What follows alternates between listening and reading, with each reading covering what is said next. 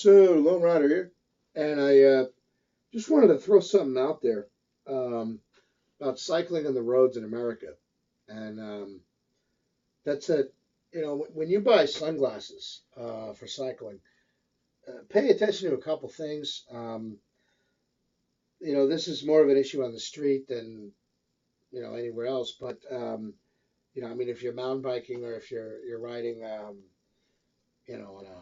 a velodrome on a racetrack, that's not usually an issue. But if you're riding on the street, you want glasses that have good peripheral vision. All right. So we all know there's many reasons to get cycling sunglasses. They curve more around the face, providing more protection from wind, debris, things chucked out of cars by jerks, etc. Um, the tints they usually come in a variety of tints. So, for example, you have darker ones, you have lighter ones. Um, I tend to use medium tint glasses, sort of like this. And the reason is here in the northeastern United States, we have a lot of trees that overhang roads. A lot of times they cast shadows. The shadows basically look like camouflage on the street, and they make it really hard to see potholes and other things, rocks and stuff before you hit them. Um, that's exacerbated by your glasses being really dark. It just makes it harder to see. So a lot of times, because of varying light conditions as well as the phenomenon of the shadows cast by the overhanging tree branches, which really does look like camouflage stripes, and make it really hard to see sometimes hazards, let's say where a pothole begins.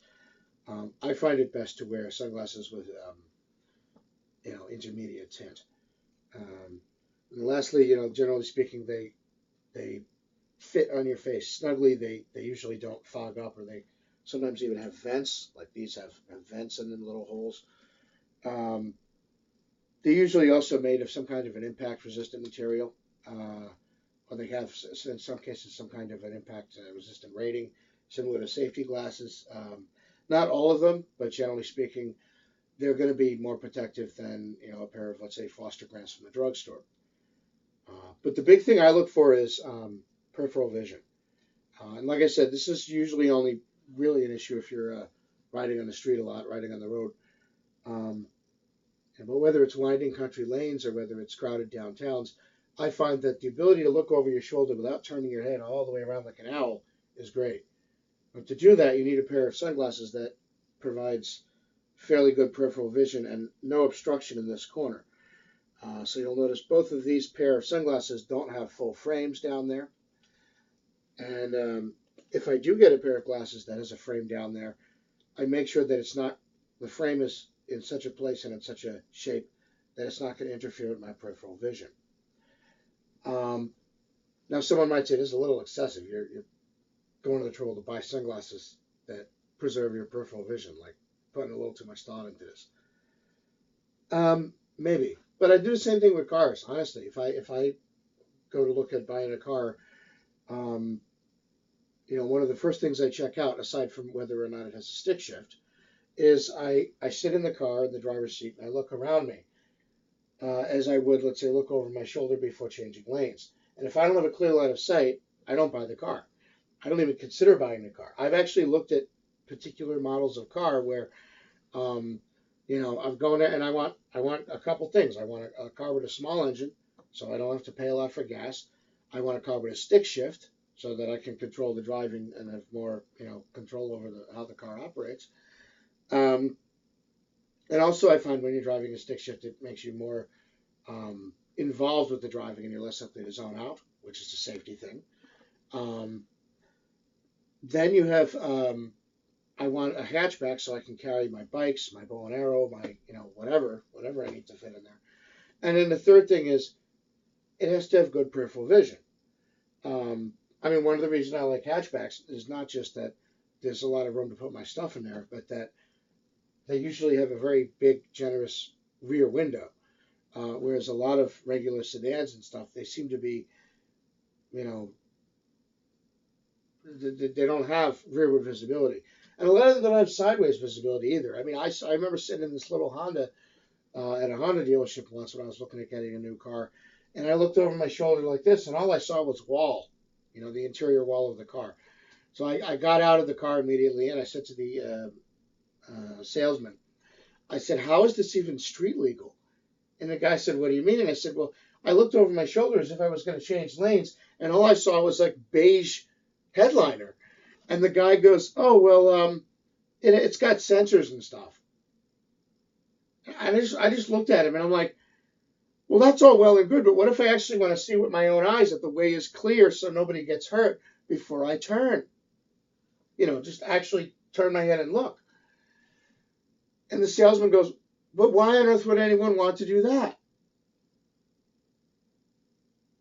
All I could think of was, does he realize how fracking ridiculous he sounds? And then I said to myself, that's all the more reason why it's important that if you're a cyclist, you can see if the cars are coming.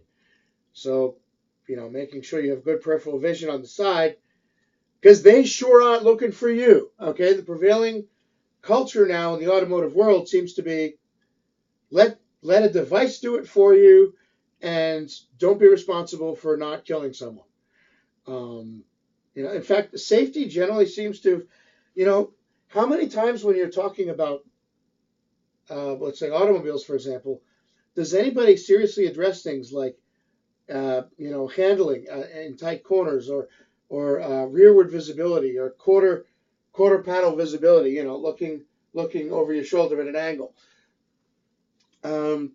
It never comes up. What do they talk about instead?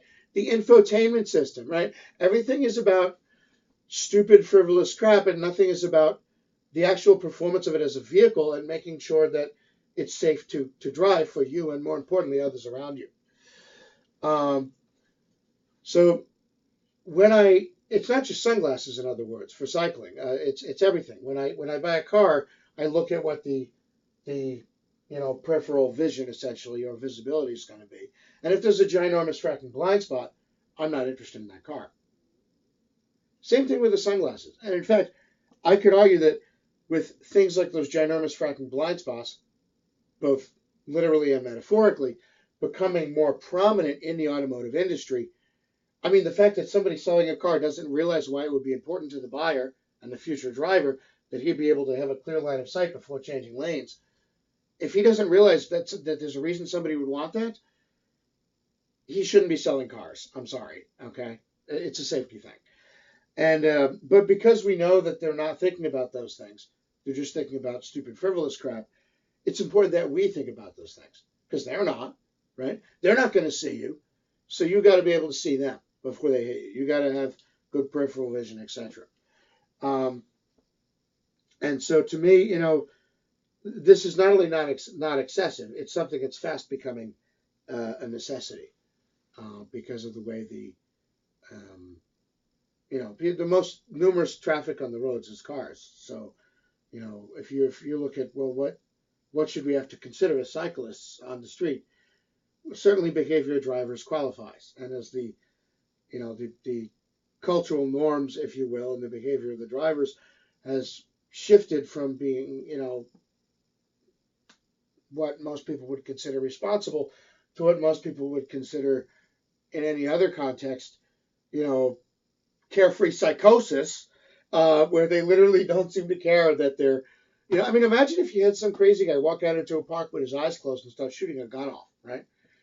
I don't know about you. I would regard that as incredibly reckless, and, either the person is so stupid that he doesn't know that he's putting people at risk, or he's so deranged that he doesn't care if he hurts somebody. Well, then what other moral judgment could you possibly make about the driver on the cell phone, or the one who's drunk, or the one who buys a car not caring that it doesn't have any, peripheral vision and it literally has one giant blind spot all around it, or the person who sells such a vehicle, etc. Yeah,